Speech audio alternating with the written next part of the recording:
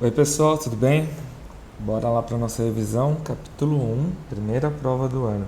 Vai a dica, tá, gente? Faz o seguinte, você aperta o play, vê tudo aqui tipo do primeiro tópico.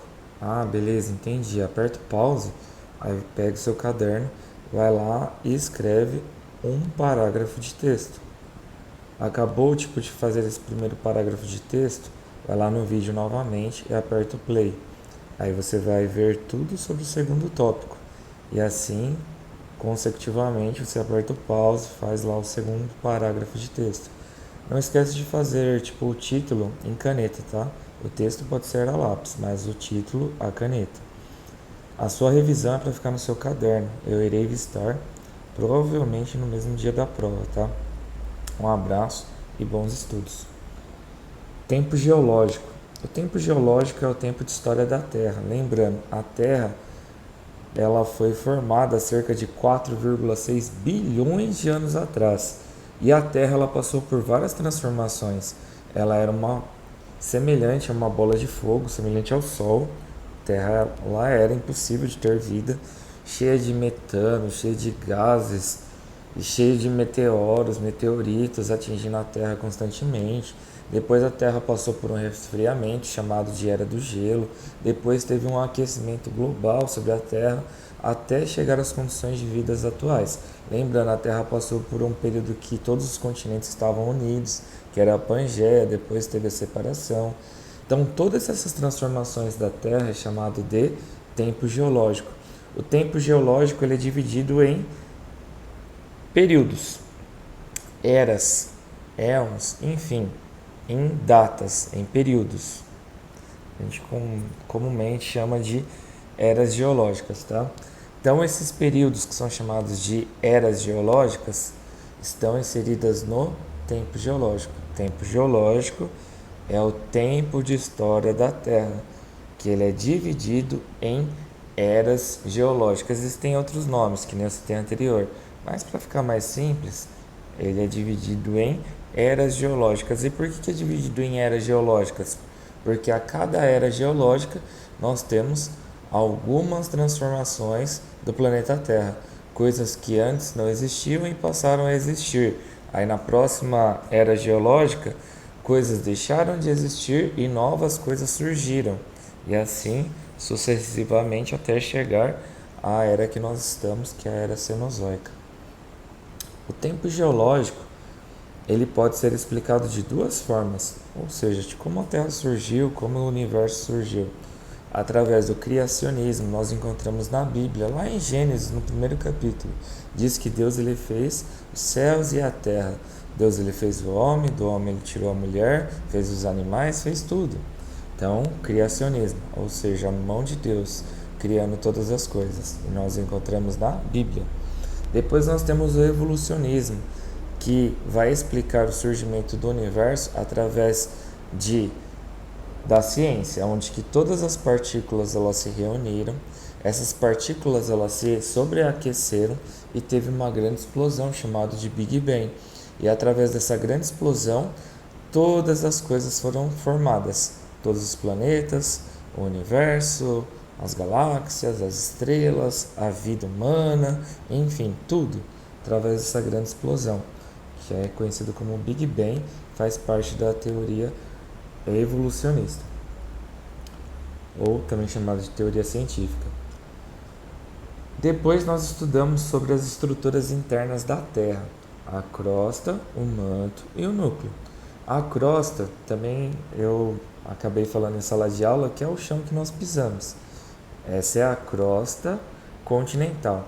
Existe também a crosta oceânica, que é o chão abaixo do oceano. Depois nós temos o manto, tá? O manto superior e o manto inferior. O manto é onde tem o magma, é onde ocorrem as correntes de convecção que empurram as placas tectônicas. O manto, uma estrutura extremamente de temperatura elevada, cerca de 3.000 graus Celsius.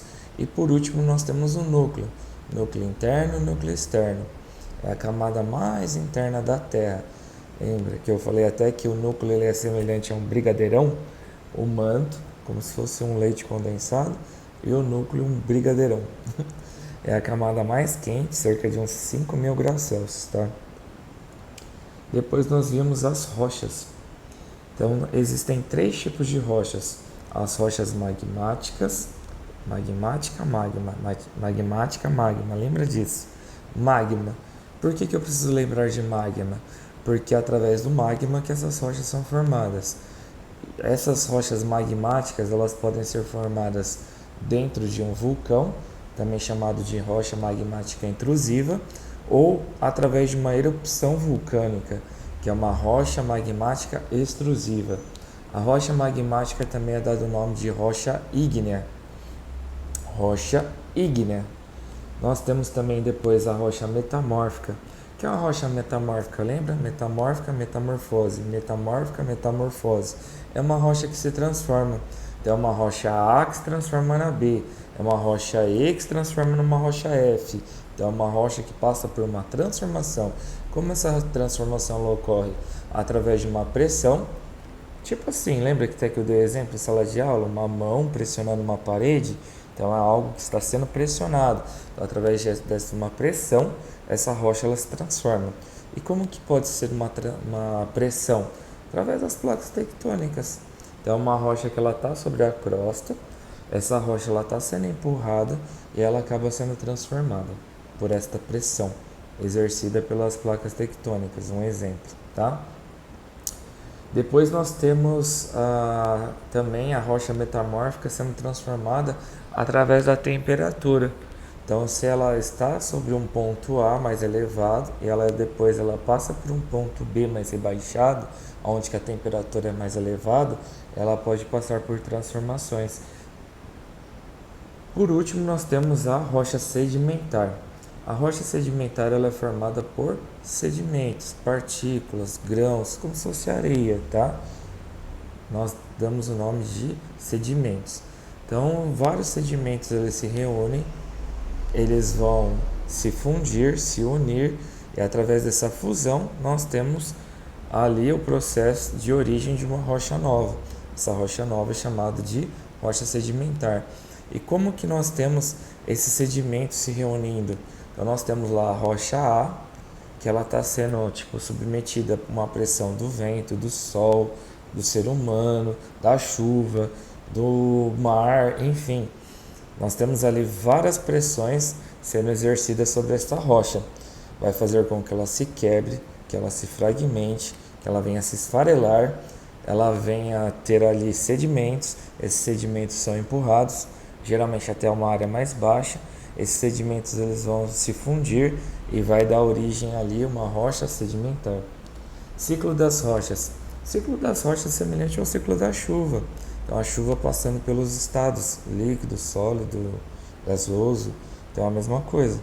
Então, o ciclo das rochas é o ciclo onde que a rocha A pode se tornar uma rocha B. Que a rocha não fica líquida e gasosa, não. É só um exemplo, tá? Então, o ciclo das rochas é só para você entender que é um evento cíclico de renovação, de transformação, enfim. Então, o ciclo das rochas é a rocha A, que se transforma na rocha B, que se transforma na rocha C, que volta a ser B, que passa a ser A, que volta a ser C, que passa a ser B, que vira A. Então, é a rocha antiga se tornando uma rocha nova. Isso é chamado de ciclo das rochas. Então, uma rocha sedimentar pode ser magmática, magmática pode ser metamórfica, metamórfica pode ser sedimentar, que sedimentar pode ser magmática. Isso é o ciclo das rochas. Deriva continental. Nós aprendemos que um dia todos os continentes estavam unidos e eles se separaram. Quando todos os continentes estavam unidos, também tinha um nome para esse bloco continental, que é dado o nome de Pangeia, o supercontinente, onde todos os continentes estavam unidos. A deriva continental, ela é a separação dos continentes, tá? Estavam unidos, se separaram. Quem acabou entendendo como esse processo funcionava, pelo menos analisou, né? Ele não chegou a concluir. Foi Alfred Wegener. Lembra até que eu falei que Alfred Wegener foi o cientista doidão? Ele estava muito certo, porém ele não conseguiu concluir seu raciocínio. Alfred Wegener, ele entendeu que os continentes eles se encaixavam como se fosse um quebra-cabeças. Se você pegar até aqui o fundo deste mapa, você vai ver que a América do Sul, com destaque ao Brasil, se encaixa perfeitamente ao continente africano. Outra análise de Alfred Wegener foi que a flora e a fauna brasileira é muito parecida com a fauna e a flora africana.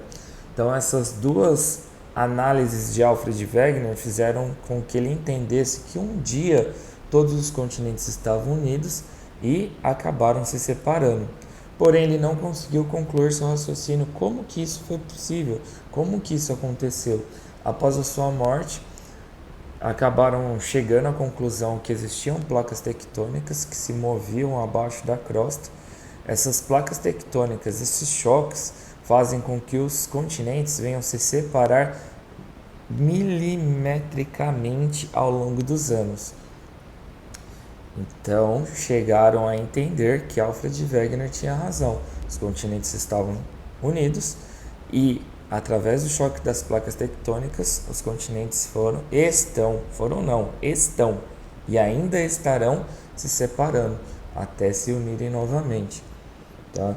Então a única coisa que faltou para Alfred Wegener acabar concluindo ali o seu raciocínio, a sua tese, foi que ele não sabia das placas tectônicas. Foi a única coisa que faltou para ele ser ali um cientista brilhante.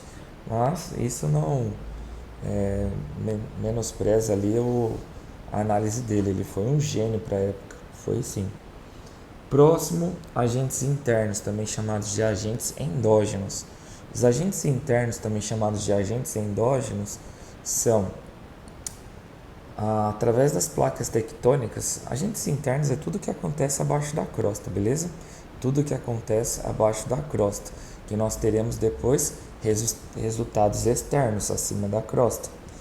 Eu disse em sala de aula também que os agentes internos eles acabam formando o relevo. Não tinha nada, um exemplo, tudo de planície, e as montanhas surgiram, os planaltos surgiram, as ilhas surgiram, enfim.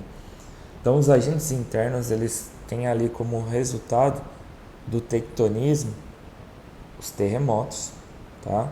Então terremotos que são abalos, tremores terrestres. Depois nós temos os maremotos, que são abalos, tremores ali na crosta oceânica. E depois nós temos como consequência dos maremotos os tsunamis, que é o movimentar das ondas. E por último, também através das placas tectônicas, nós temos os vulcanismos, ou seja, as erupções vulcânicas. Então, os agentes internos, tudo que acontece abaixo da crosta terrestre, e temos consequências acima da crosta. Os agentes internos têm como princípio o movimento das placas tectônicas, e o movimento das placas tectônicas terão as ações como o terremoto, tá? Maremoto e por último o vulcanismo. E assim a gente finaliza a nossa revisão. Geralmente a revisão vai dar ali tipo uma página de texto, tá? Você vai fazer no seu caderno e vai me entregar no dia da prova. Não precisa destacar. Alguns vão até passar uma folha, viu? Não é uma regra, tá? Mas geralmente dá uma folha de texto sim. Um abraço, bons estudos e até mais.